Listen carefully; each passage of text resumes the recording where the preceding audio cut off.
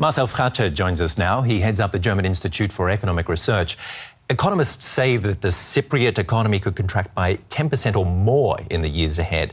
What do you think about that?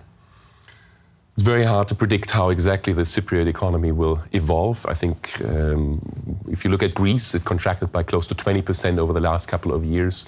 So these figures are probably not entirely unrealistic, but there is a huge amount of uncertainty, and we have to see how the program now plays out and whether we can, from a European side and Cypriot side, regain confidence in Cyprus, and that will be the decisive factor for the growth prospect. But some definites would have to be job losses, business bankruptcies, also a slump in tax revenues? For sure. I think for Cyprus this will be a couple of very, very hard years. The Cypriot government will have to implement a number of structural reforms. It will have to reduce also its spending. So for Cyprus as a whole, it will be a very, very tough couple of years. Will there be a recession so deep that the country is going to find it very hard to pay back its loans? This is one of the open questions. So the EU and the IMF is now giving Cyprus 10 billion euros as a loan to restructure its economy, recapitalize its banks.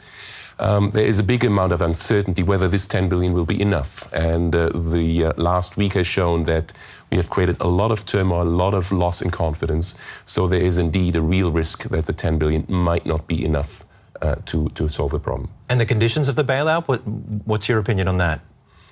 I think the conditions are fair because they have been applied to all other European crisis countries. So they're all, if you look at Portugal, if you look at Ireland, if you also look at the bank support for Spain, they have been all on a level playing field, applying similar conditions. The conditions in terms of structural reforms are, I think, also appropriate. So overall, the program from the EU and IMF is generous and constitutes a substantial part of what the needs for Cyprus are.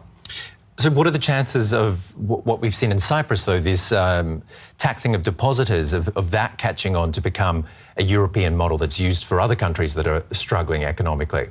Yeah, that's a big danger. We have to be very clear from a European side that Cyprus is different.